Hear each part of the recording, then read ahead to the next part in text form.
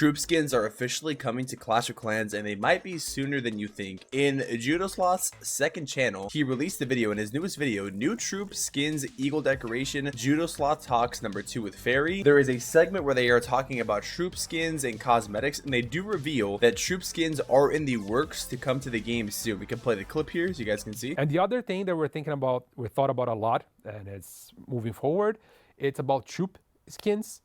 And it is something that we'll be able to do once we start moving more troops into 3D designs.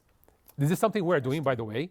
We want to have troops being 3D models. And once we do that, that'll be much easier to do troop skins. So we're gonna move towards 3D troops so we can have troop skins in the future. So that's the plan, just to give you some... Wow, that is cool. Very interesting to see. Now, he talks about a lot of things. Planning on making a video kind of just addressing the points overall, just like a shorter, maybe a shorter video. But yeah, troop skins. Now, this is, like I mentioned, the second video in his series. I believe there's 4 coming out. They come out every Tuesday or Wednesday, I believe. So if you guys want to go check them out if you haven't already. The first one is about equipment or event news with David. The second one is about the new troop skins and eagle decoration and a bunch of other things he asks Fairy. It's very good. I recommend you check these out. The thing is, troop skins are not a new concept, at least not overall in the game. Now, we don't have them in the global version, but we do have them in the Chinese version in Clash of Clans. Now, the Chinese version is actually a separate version of the game. So you have the global Clash of Clans, and then you have Chinese Clash of Clans, which is way different. They have a bunch of different things. Shout out Zoloka Troco if you guys want to go watch this video here. The first troop skins arrive at Clash of Clans China. Good or bad idea for the game. He talks about a couple other things so you could see these skins. There's image customization in the profile pictures. They also got the cookbook before us, I believe, which looks like the cookbook recommended armies kind of thing. And then he talks more about the cosmetics. Now, I'll just play the video here so you guys can see. First time in history, the skins of the game's troops. Skins that follow a bit in the wake of something that Supercell did years ago, but in another of their great titles, Clash Royale, where they decided to make it possible for you to get gold skins for your troops for free and those look cool. Although in China it works in a somewhat different way, as I will show you below. But first, let me show you this The one. dragon looks cool, man. Dragon skin, which also has a moving preview. I mean, they're not even showing you a 2D image, but it also has the movement itself. And look how beautiful those dragons look. They've made a mix of bright colors. Looks really good. Literally, I mean, they've mixed the fire of the dragons. It looks Notice very that good. they're breathing flames or have those flaming tails, and then, well, the gold of what would be a gold skin, so to speak. Interesting. They've also released a skin for the Wild Doubt.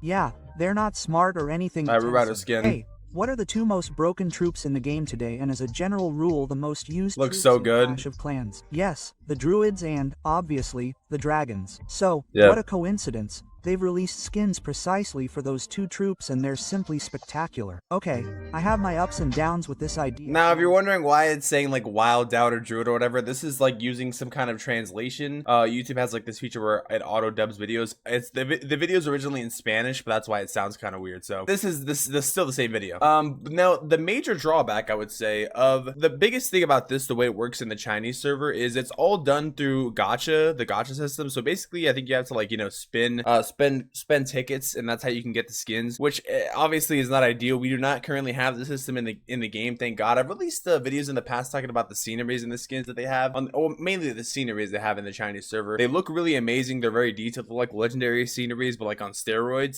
But the sad part is they're all attained through Gacha. So basically, the way obviously our system works is you pay money, you buy the scenery for $7 or whatever it is, $30 for a legendary scenery. You get the scenery. With this though, I believe you have to buy tickets, and you have to exchange the tickets for some coins, and you exchange those coins for another ticket. They make it kind of complicated, I'm not gonna lie. And then you can see here there's different rewards. So you have a hero book, a book of building, some runes, a little old decoration it looks like, and then finally the skin. And you basically spin this, and it's a little spin wheel, and there's a chance that you'll get it, but obviously we kind of know it's gacha, so the chance of you getting it first is probably not going to happen. So you're gonna probably have to spend all the spend all your tickets, which I think is, in my opinion, a terrible system. And hopefully, thank God this has not been added to the global version. But obviously, if they had troop skins, they should just make it be just can buy them right away, or maybe earn them same way we have them in Clash Royale, where you can earn them through, I think, masteries or whatever, which is very cool. I think the only drawback that could be, at the end of the day, it is cosmetics, and I personally believe, you know, cosmetics are cool. They don't really hurt the game because, you know, it doesn't hurt free-to-play players, and it doesn't, you know, add progression. I think the only thing that I would want to see, like, to make sure that it's fair and balanced is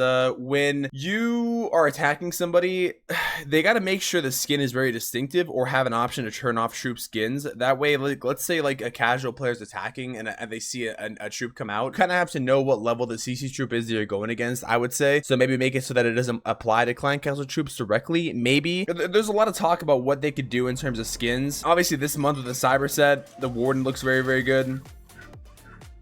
We have already a decent amount of cosmetics, obviously sceneries, skins, decorations. We do not have one thing I think they also talked about, or Judoslaw talked about in one of his interviews, the David one, was profile customization, which I think they can kind of you know, go off of. They also talked about emotes as well. I think it'd be cool to have emotes, but they said they don't want to add them because the only place you could use them is like in clan chat. Yeah, I mean, maybe pet skins could be kind of cool, adding some things for the customization and things like that. I mean, what do you guys think? What would you guys want to see in terms of cosmetics? I mean, I think troop skins are cool. They can make some of the skins earnable, like free to play would be kind of cool. I know that's you know, usually when they release cosmetics they're not free, but it'd be cool to, you know, have like custom troop designs. You know, we already have like so many heroes. It'd be cool to see. I don't know, I mean, oh yeah, one thing I wanted to talk about too that I was gonna pull up here. Technically we already have troop skins for the barbarians and the archers, I guess, but those don't really count. Very, very cool. I could probably call out which skin is which. This is from the party king, this is I think from the lunar king, the league king. I don't know what,